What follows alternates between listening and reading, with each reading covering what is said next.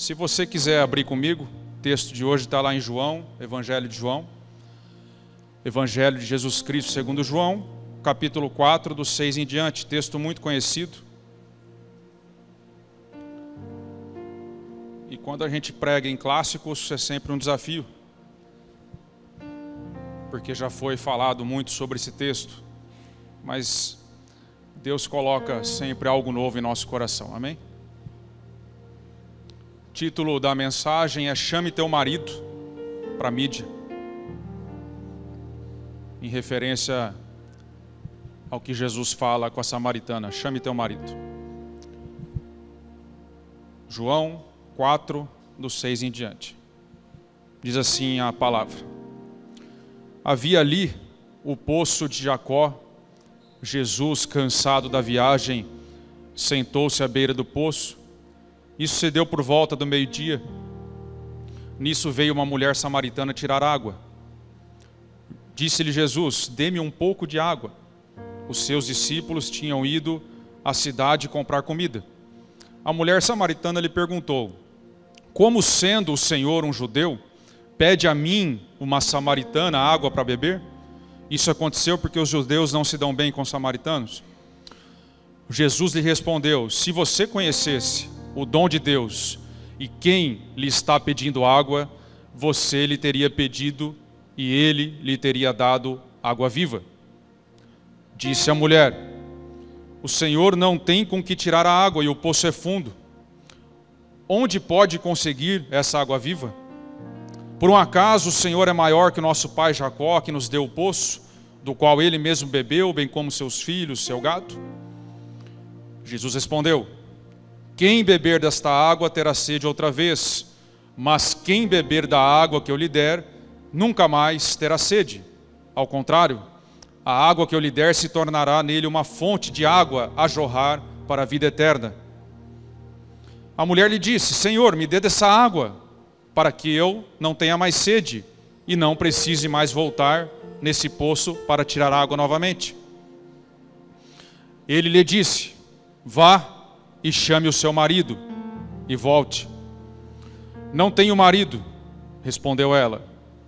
Disse-lhe Jesus, você falou corretamente, dizendo que não tem marido.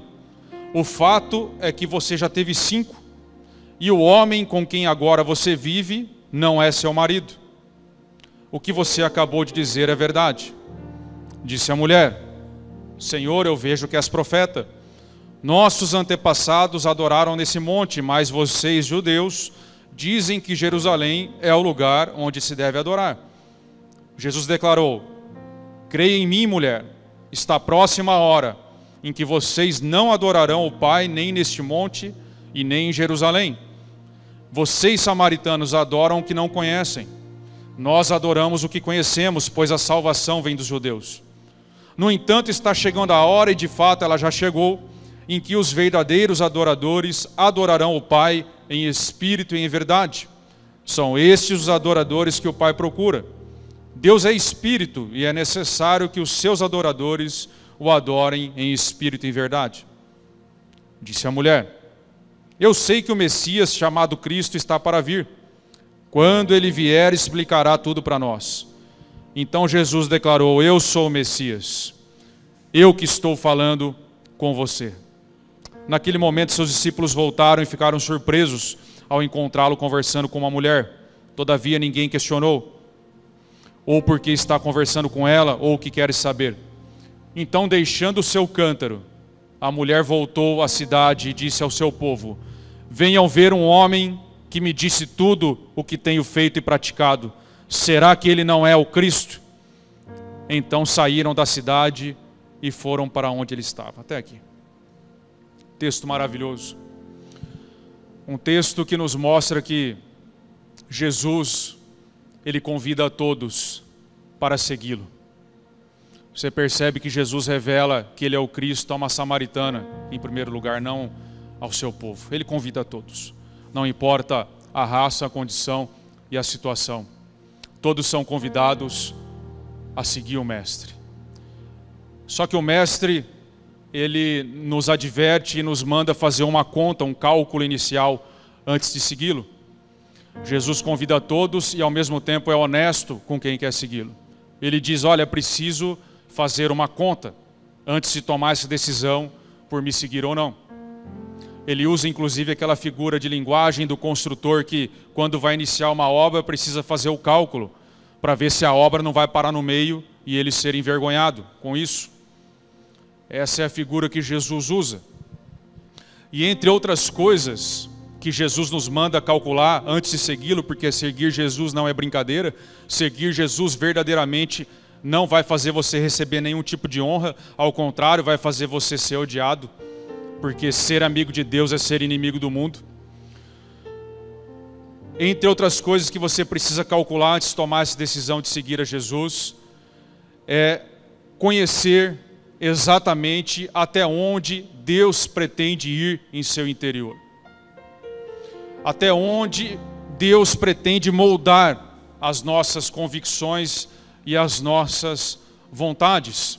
Até onde esse Jesus quer mudar e moldar as nossas emoções, decisões e convicções. Nós precisamos compreender até onde nós estamos dispostos a permitir que Ele mude as coisas de lugar antes de segui-lo. A conta inicial que todos nós fazemos precisa bater com esse resultado. Jesus disse, aquele que não renunciar a tudo não pode ser meu discípulo. Aquele que não renunciar a tudo não pode ser meu discípulo. Essa é a condição do discipulado. Na equação que você vai fazer, a sua conta inicial precisa bater com isso. Você precisa estar disposto a renunciar a tudo. É essa a condição que Jesus colocou para nós, para todos nós.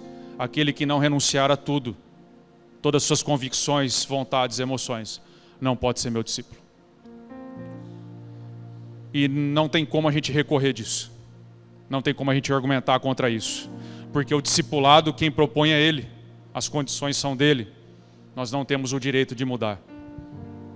J. Carson disse uma frase interessante. Ele diz o seguinte, não se barganha com um Deus que não precisa de nós. Eclesiastes diz algo parecido. Deus está no céu e você na terra. Por isso fale pouco. Nós não temos os direitos de mudar as condições do discipulado. Jesus colocou que aquele que não renuncia a tudo, aquele que não se perde de si mesmo, não pode segui-lo, porque não vai ter condições de segui-lo, não vai suportar o preço do discipulado. E nós vamos ver no texto de hoje, esse clássico da nossa fé, o que ele ensina exatamente até onde Deus pretende ir conosco, até onde Jesus pretende avançar em nosso coração, para que enfim nós deixemos de ser cristãos nominais e passemos a ser discípulos verdadeiros do Mestre, assim como Ele fez com a samaritana. Amém? É isso que nós vamos ver hoje, até onde esse Deus pretende avançar em nosso coração.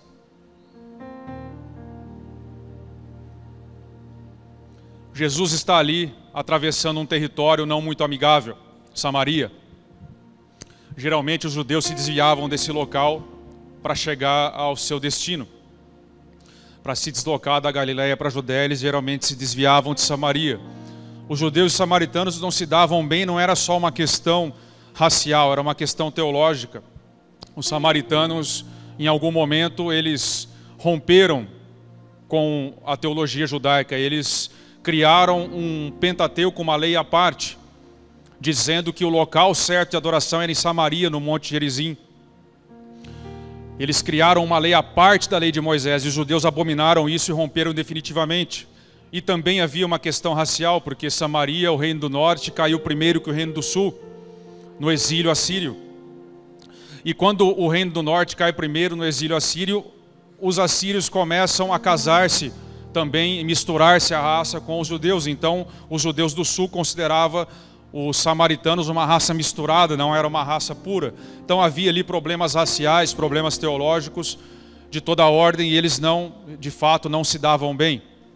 Os judeus consideravam que usar os utensílios de um samaritano o tornava impuro cerimonialmente. Tamanha a repulsa que um tinha pelo outro. E Jesus está ali esgotado fisicamente da viagem, que ele faz questão de não desviar de Samaria e passar por aquele território. E ele está esgotado, o sol está alto, diz o texto que era meio-dia, e chega uma mulher então junto ao poço. E ele pede água a essa samaritana. E já recebe uma resposta bem atravessada, uma resposta racista, na verdade. Porque ela diz assim: como é que sendo o senhor judeu vai pedir para mim? Mas ela está sendo irônica. Ela está dizendo: olha, você vai mesmo, judeu, tomar da minha vasilha? Você não vai ficar impuro? Vocês não são os puros? Vocês não são os caras? Né? Então você vai mesmo pedir para mim? Que história que é essa? Que pegadinha que é essa? Já recebe esse tipo de resposta. E Jesus então mostra que veio e devolve a carteirada. Ele fala: olha, se você soubesse com quem você está falando, e se você de fato conhecesse qual é o presente que Deus deseja dar, é você quem pediria água para mim. Na verdade, é você quem tem sede e não sabe. E Jesus devolve a gentileza. Eu tenho a verdadeira água, você só tem essa. A samaritana sobe um pouquinho o tom. Agora ela sai do ataque racista para o religioso. Ela fala: olha, você é muito arrogante, judeu. Muito arrogante, porque você está morrendo de sede nesse deserto e você tem a cara de pau de falar que eu estou com sede. A cara de pau de falar que você é quem vai me oferecer água. Você não tem nenhum balde para pegar a água do poço. Como que você vai me oferecer essa água viva que você está oferecendo? Tem cabimento isso. Por um acaso você é maior que Jacó? Por um acaso você é maior que o Jacó, que é o nosso pai, que cavou o próprio poço para você conseguir fazer isso? Então para com essa arrogância. Além de estar pedindo para mim, você está dizendo que eu é que estou com sede? E Jesus esclarece ela que ele não estava falando da água da terra, ele estava falando da água do céu. Daquela água, quando você bebe, você fica satisfeito para sempre. Ele estava falando de outra coisa. E a mulher então começa a compreender, e agora ela pede dessa água. Ela fala: Senhor, me dá dessa água. Só que ela pede sem compreensão alguma. Porque ela fala: me dê, Jesus, dessa água. Para quê? Para que eu não tenha mais sede e não precise mais voltar ao poço para buscar água. Conhece gente que só quer água viva para facilitar a vida na terra? Só quer usar o evangelho para que tenha uma vida boa nessa terra? Quer usar a água do céu para que se dê bem nessa terra? Me dá essa água, Jesus, porque se eu tomar dessa água eu não preciso mais vir aqui, vai facilitar um monte minha vida. Tem igrejas cheias de pessoas assim. E Jesus olha para ela e aparentemente dá uma resposta um pouco desconexa. Ele diz, depois que ela pede a água: chama teu marido e volte aqui. Parece que não tem muita conexão, porque enfim a mulher pede a água que Jesus está oferecendo e ele responde: chame teu marido. Só que não havia desconexão alguma. Jesus, com muita habilidade, chega no ponto que ele queria chegar. Jesus, com muita precisão, chega no ponto mais agudo da dor daquela mulher. Jesus, com muita habilidade, a habilidade de um verdadeiro cirurgião, com mãos firmes, sabendo o que está fazendo, ele chega no ponto mais fundo da insatisfação daquela mulher. No lugar mais tenebroso do vazio existencial daquela mulher. No ponto mais protegido do coração dela, de onde jorrava toda a sede que ela tinha. Jesus chega, enfim, no exato lugar em que movia aquela mulher a procurar, nos muitos relacionamentos que ela teve, o que ela só poderia encontrar em Deus. Jesus encontra a raiz do problema. Por debaixo das muitas camadas da personalidade daquela mulher, por debaixo das muitas camadas das diferenças entre ele e ela, das questões raciais, teológicas, dos motivos, das questões genéticas, por baixo das muitas camadas dela, Jesus encontra a raiz do problema, que é o tumor do pecado. Ao chegar lá, nesse lugar mais escuro do coração dela, Jesus encontra outro Senhor sentado no trono do coração dela, que era a vontade própria. Essa mulher, Jesus encontra nessa mulher o ponto que levava ela a tentar satisfazer-se em coisas desse mundo que ela só poderia encontrar em Deus. Ele encontra a sede, de onde jorrava a sede dela. E ele propõe que ela deveria beber da água da vida para não ter mais sede. Com uma pergunta cortante e cirúrgica, Jesus começa a conduzi-la pela estrada do arrependimento e pela estrada da fé. Eu te darei da água da vida, mas vai e chame o seu marido. Vai e chame o seu marido quer dizer chame o seu pecado pelo nome. Vai e chame o seu marido é tratar o pecado com a gravidade que ele merece ser tratado. Só que como isso doía muito nela, como isso era muito difícil para ela, ela responde: eu não tenho marido. É como se ela estivesse dizendo ao médico: não, aqui não mexe não. Aqui não. Aqui dói, aqui não, eu não estou conseguindo. Quando o paciente chega arrebentado para o médico e o médico tenta colocar a mão e ajeitar e o paciente se defende, porque está doendo. Ela disse: olha, eu não tenho marido, tentando desconversar com Jesus. Tentando dizer: olha, não vamos falar sobre isso não. Eu não tenho. Ela tentou esconder isso de Jesus. Até esse deve ser o motivo pelo qual ele estava numa hora tão quente, tirando água do poço, para ninguém encontrar com ela. Ou para ela não encontrar com ninguém. Porque certamente ela era desprezada em seu vilarejo por conta da vida que levava. Ninguém tirava água do poço meio-dia.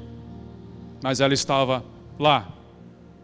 E Jesus estava lá esperando por ela. Porque Deus não se atrasa na nossa vida. E ela diz: olha, eu não tenho marido, Jesus. E Jesus fala: é verdade. Porque Jesus não faz vista grossa para o pecado. Jesus não joga pano quente na situação de ninguém.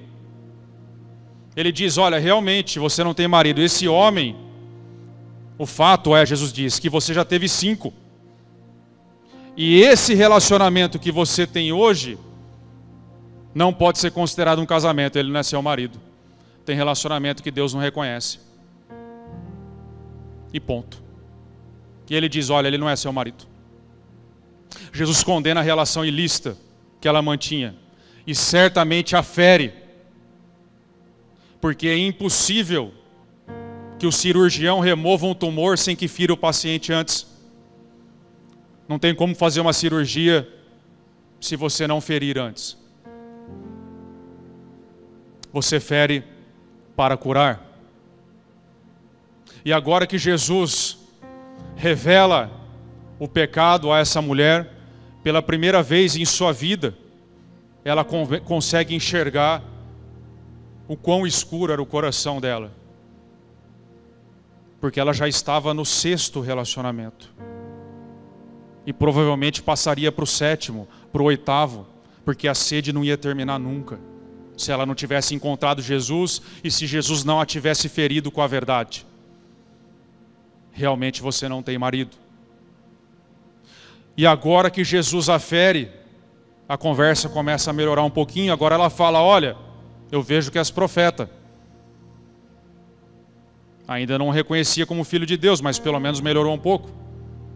Porque Jesus revela de uma forma ali milagrosa os pecados que ela estava cometendo. E ela o chama de profeta e tenta mais uma vez desviar o médico do tumor que ela tinha. Porque ela diz: olha, vejo que és profeta. Os samaritanos dizem que o local de adorar é aqui. Vocês, judeus, dizem que é lá em Jerusalém. Onde seria o local correto, Senhor? É mais fácil falar de teologia do que falar dos nossos pecados. Mais uma vez ela tenta desviar a atenção de Jesus. E Jesus responde para ela: olha, para com essa papagaiada samaritana. Vamos parar com isso. Vamos falar a verdade aqui, mulher. Creia em mim. Porque vai chegar um tempo, e na verdade já chegou, em que os verdadeiros adoradores adorarão em espírito e em verdade. Não vai ser no monte A nem no monte B, mas vai ser no monte do seu coração a adoração. porque vocês serão templo do Espírito Santo. E essa hora já chegou em que Deus procura os verdadeiros adoradores, ou seja, os pecadores arrependidos, que adoram em espírito e em verdade, não no engano, mas na verdade. São esses o que Deus procura, melhor dizendo.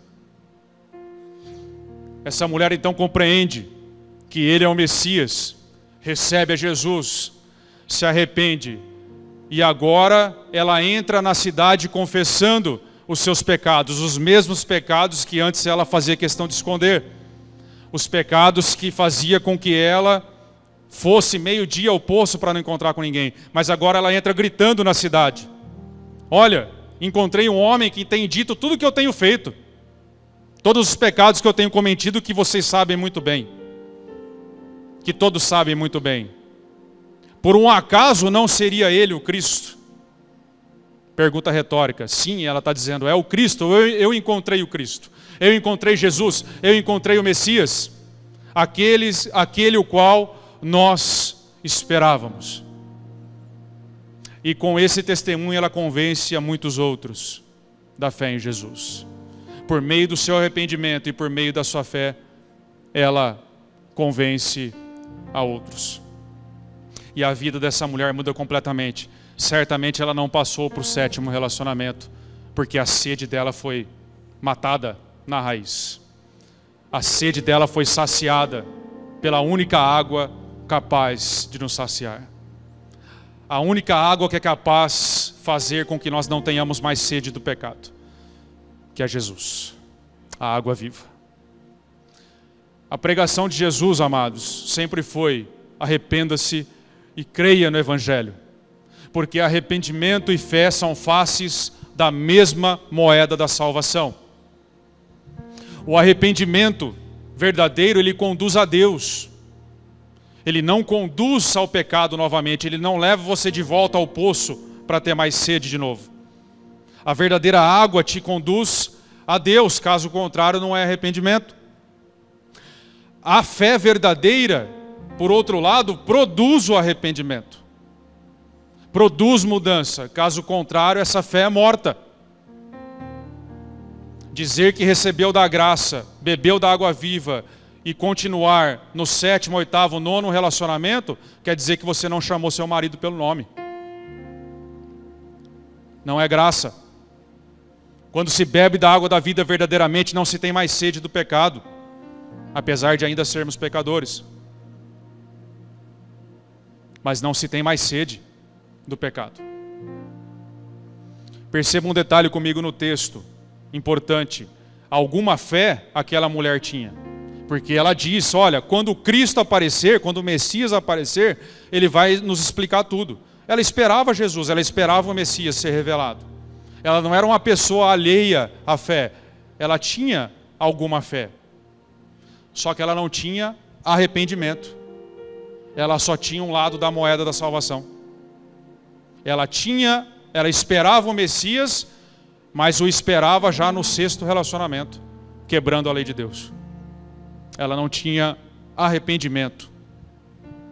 Jesus então, com muita habilidade, mostra o que faltava para ela entrar no reino.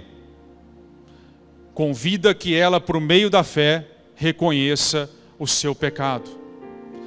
Jesus convida a ela chamar o seu marido, o seu pecado. É isso que Jesus faz antes de mais nada, antes de dar a água da vida. Ele oferece a água da vida e em seguida, quando ela aceita, ele diz, então chame o seu marido. E isso Jesus ordena hoje, aqui também, a todos nós que estamos aqui, pretendendo seguir a Jesus ou continuar seguindo. Chama o seu marido. Chame o seu pecado pelo nome, para que haja arrependimento. Alguém ainda poderia perguntar, de uma forma honesta, por que Jesus tinha que ir tão longe com essa mulher? Por que Jesus simplesmente não deu da água da vida para ela, sem tocar nesse assunto difícil para ela? Por que Jesus tem que ser tão inconveniente? e querer mudar tudo, a todo momento em nosso coração. O que tem a ver o que essa mulher fazia entre quatro paredes com a salvação dela? Por que Jesus tem que ser tão assim invasivo para oferecer a água da vida? Alguém poderia perguntar. E a primeira resposta é que nós temos um Deus que desde o início de tudo definiu exatamente o que é a vida e exatamente o que é a morte. Para o nosso Deus, a vida está apenas em Cristo. Em Cristo é um lugar em que estão posicionados aqueles que têm a vida. E para o nosso Deus, a morte está na prática do pecado sem arrependimento. Por isso é muito coerente que a pregação de João Batista de Jesus seja: arrependa-se e creia, porque o reino está próximo. Ou seja, saia da morte, que é a prática do seu pecado, e venha para a vida por meio da fé, que é Cristo. Arrependimento é quando você dá as costas para o pecado, as costas para o seu antigo modo de viver, para o seu velho homem, e volta-se à fé em Cristo. Porque também não adianta nada você só abandonar e não depositar sua fé em Cristo. São faces da mesma moeda. Não tem como separar. Você não consegue separar as faces de uma moeda. Fé e arrependimento são faces da mesmíssima moeda, porque assim definiu o nosso Deus. Mas o problema da humanidade é que desde os nossos primeiros pais, Adão e Eva, nós insistimos em definir por nós mesmos o que é a vida e o que é a morte. Foi exatamente esse dilema que nos meteu nesse problema que nós estamos. Lá no começo, Deus disse: olha, se você comer desse fruto, você vai morrer. O que acontece? Vem a serpente, conversa lá com os dois, e os dois começam a ter uma dúvida. Ah, não deve ser bem assim, né? Eu devo ter entendido errado o que Deus falou. Nós não vamos morrer, nós vamos ter conhecimento. Né? Não pode ser verdade isso que Deus está falando. Nós estamos tantas árvores aqui, se eu comer essa aqui eu vou morrer. Por que justo essa? Será que isso é verdade mesmo? Vamos comer. E assim continua até hoje. E de fato morremos. Porque é Deus quem define o que é vida, e é Deus quem define o que é morte. É Deus quem define o que é santidade, é Deus quem define o que é pecado. Não somos nós, mas nós até hoje estamos tentando remodelar a palavra de acordo com as nossas preferências. As sociedades fazem isso, vão mudando as políticas, vão mudando as ênfases, os tribunais vão mudando as ênfases, os legisladores vão mudando, e nós vamos tentando adaptar a palavra ao momento histórico. A palavra sempre sofreu esse tipo de ataque, por toda a história do cristianismo. Só que a palavra é a bigorna que quebrou o martelo dos críticos, até hoje. Lutero disse que a palavra não é antiga e nem moderna, ela é eterna, ela é imutável. Não é possível mudá-la. Em geral, o problema da humanidade continua sempre o mesmo. Nós queremos um Salvador, mas não queremos um Senhor que dita o que é e o que não é sobre as nossas vidas. E a segunda resposta que justifica Jesus ter ido tão longe com aquela mulher, tocado em algo tão doloroso nela, e o que justifica ele tocar algo tão doloroso em nós quando nós nos convertemos também, é que Deus não deseja apenas julgar a prática do pecado. Ele não deseja apenas julgar a transgressão da lei. Mas como Ele nos ama profundamente, na mesma medida que Ele é justo, Ele também se importa com os motivos que nos levam a pecar.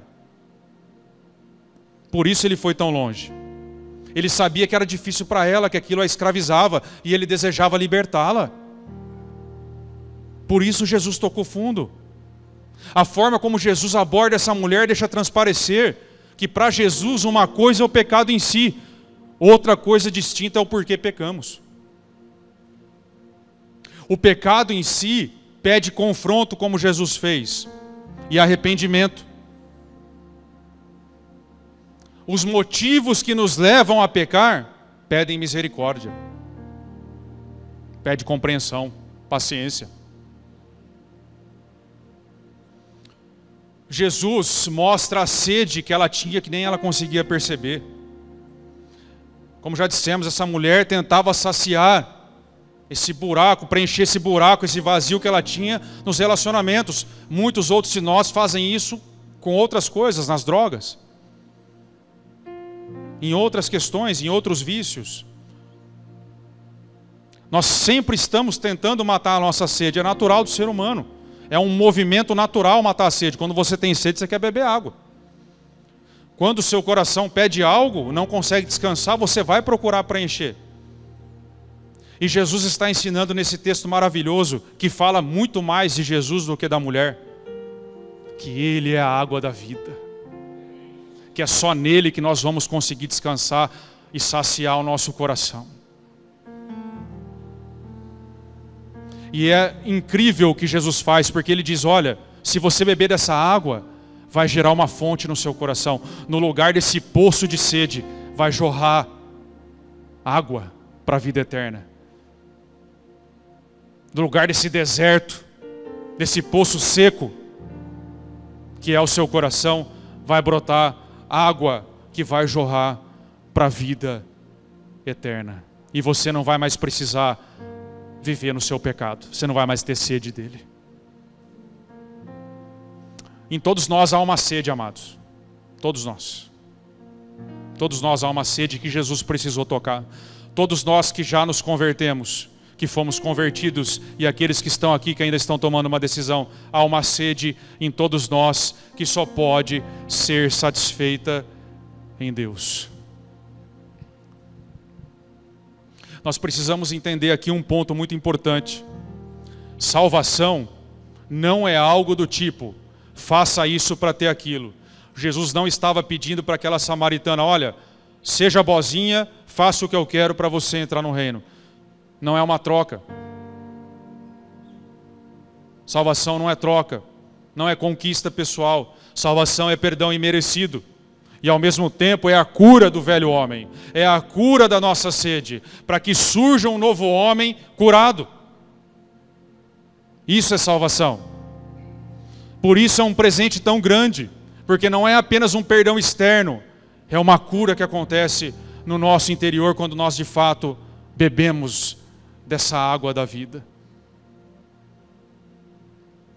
Mateus 1:21 diz que, naquele texto em que Mateus revela, em que Maria está recebendo ordens, olha, você porá o nome nele de Jesus, e ele salvará o seu povo dos seus pecados. Não é salvar apenas do inferno, é salvar o seu povo dos seus pecados. É o que Jesus está fazendo com essa mulher. Está salvando ela da velha vida dela, está salvando ela do que a escravizava. Jesus enfrentou o grande problema que havia na samaritana e o mesmo problema que existe em muitas pessoas atualmente, que são os pecados persistentes, os pecados habituais. Assim como a samaritana, muitos afirmam crer e esperar o Messias, como ela afirmou, mas continuam vivendo ao mesmo tempo na prática do pecado sem arrependimento nenhum. Ela dizia, olha, eu estou esperando o Messias, mas ela já estava no 6º relacionamento. E aquele que ela estava não era um casamento. As duas coisas juntas. E para estar no 6º relacionamento, ela passou a maior parte da vida dela nesses relacionamentos, muito provavelmente, ou boa parte da vida dela. Era um pecado habitual. O apóstolo João, quando relata esse diálogo entre Jesus e a samaritana, ele enxergou muito longe. Talvez ele tenha enxergado muito, talvez não, com toda certeza, ele enxergou muito além dos psicólogos e dos analistas modernos. Ele enxergou muito longe, porque ele mostrou a anatomia dos pecados persistentes. Ele mostrou que estava por dentro dos pecados. Aquela mulher tinha um pecado que a acompanhava desde sempre. Muito embora ela conhecesse a Deus, esperasse o Messias e soubesse muito claramente que aquela prática não era aprovada por Deus. E aí fica uma pergunta. Porque para João ter relatado isso, ele teve que responder perguntas, porque ele teve que definir que aquilo era importante. Fica a pergunta, por que alguém que diz crer em Jesus, alguém que espera o Messias, vive em desobediência a Ele, mesmo sabendo que a prática é condenada? E a resposta está enterrada no mais íntimo do coração do homem, que é a luta pela felicidade. Tudo que fazemos, tudo que o homem faz, o homem é movido dessa forma. Ele está sempre buscando a felicidade. O que realmente está por trás dos pecados habituais não é uma questão de falta de domínio próprio apenas. Não é uma questão de falta de conhecimento. Ela não fazia aquilo porque ela não conseguia se controlar. Ela não fazia aquilo apenas porque ela não conhecia. Ela conhecia e poderia se controlar. Não era isso. O que está realmente por trás dos pecados habituais é a luta pela felicidade. Porque ela acreditava piamente que se ela vivesse daquela forma, uma hora ela ia encontrar a felicidade dela. Uma hora ela ia encontrar um marido que de fato a faria feliz. Essa era a sede dela, que ela nem conseguia entender, mas precisou Jesus chegar e confrontá-la, para que ela pela primeira vez na vida dela, ela compreendesse que aquilo era matar a sede com a água do mar. Só ia gerar mais sede nela. Se Jesus não tivesse acusado o pecado dela, ela jamais beberia da água verdadeira. Ela jamais encontraria a verdadeira felicidade. Aquele que vive no pecado habitual é porque no final das contas teme ser infeliz. Teme ser infeliz. Já tentou arrancar osso de cachorro? Quem já tentou arrancar osso de cachorro? Conseguiu? Não consegue, não é verdade? Você só consegue arrancar o osso de cachorro se você der algo melhor para ele. Ou é só os cachorros que eu conheço são assim? Não tem como. Aquele que vive no pecado persistente não entendeu a proposta de Jesus. Vocês perdoam o exemplo grosseiro, tá? Que eu não achei o melhor. Eu tentei, eu juro que eu tentei. Falei com o Ministério de Ensino, ninguém me deu uma ideia boa, então ficou do cachorro mesmo, tá? Do osso. Mas vocês entenderam. A gente só larga algo que a gente entende que é a felicidade, se vier algo melhor. Essa é a proposta de Jesus para ela. Seja feliz de verdade, filha. Abandona esse osso. Que eu tenho outras coisas para você. Olha o que João conseguiu captar no diálogo. João olhou para esse diálogo e ele entendeu. Entendeu que nós podemos abordar o pecado de duas formas. Ou nós falamos do mal que o pecado causa. Isso todo mundo sabe, mas eu não acho que seja um meio mais eficaz. Ou nós podemos dizer do benefício de abandoná-lo, que é o que Jesus faz. Porque Jesus não manda só abandonar, ele fala, olha, toma essa água aqui, que você vai ver que é melhor.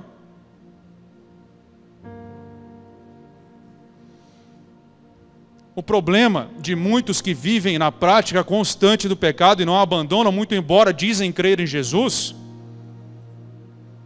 é que estão com um copo d'água na mão, mas não bebe. Está com o copo, com o cálice da salvação na mão, mas não bebe. Insiste em viver com sede, retornando ao poço sempre. O problema dessas pessoas é que querem um evangelho que evite apenas que tenham que voltar no poço, e não aquele que mata a sede de uma vez por todas. Porque se tivessem bebido da água viva, não iriam querer continuar no pecado. Essas pessoas não compreenderam a proposta de Jesus, a condição do discipulado. A proposta de Jesus é que você deve renunciar a tudo, senão você não pode ser discípulo dele. Inclusive o pecado que abraçamos com tanta força.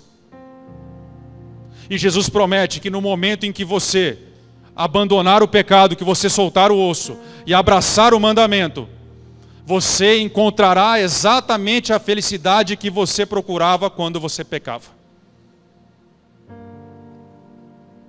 Porque aquela mulher, quando estava pecando de relacionamento em relacionamento, ela procurava a felicidade. Ela acreditava que ela encontraria felicidade. E Jesus está dizendo, olha, se você abandonar isso e abraçar o meu mandamento, você vai encontrar o que você procurava e não podia achar. Aí está a grande diferença entre discípulos verdadeiros e crentes nominais. No desejo que os discípulos verdadeiros têm, não apenas de livrar-se do abismo, da condenação eterna, do inferno. O discípulo verdadeiro não quer apenas isso. Ele quer ser livre do pecado. Ele quer ser parecido com Jesus. É muito além disso. O cristão verdadeiro, o discípulo verdadeiro, ele diz como Davi dizia: eu amo toda a tua lei, Senhor. Todos os seus preceitos. A sua palavra é lâmpada para os meus pés. A sua palavra me refrigera, Senhor. Quando eu te obedeço, eu encontro a vida verdadeira. Essa é a grande diferença entre um cristão nominal que quer apenas livrar-se da condenação, para aquele que compreendeu a proposta de Jesus. Aquela samaritana compreendeu. Ela entendeu exatamente onde Deus precisava chegar, ou seja, no trono do coração dela. Todos aqueles que pretendem seguir a Jesus, saiba que Deus irá com o seu bisturi até onde está o trono do seu coração. E seja quem esteja lá, esteja quem estiver, ele vai precisar derrubar esse rei, porque não podem haver dois reis, não podem haver dois senhores. É por isso que Deus vai tão longe, porque Ele quer matar a nossa sede. Ele quer nos salvar, e salvação para esse Deus é nos tirar da nossa prática do pecado e do que Ele considera pecado, não o que nós consideramos. Não se barganha com Deus que não tem necessidade alguma. Não se barganha com Deus que é todo poderoso. Amém?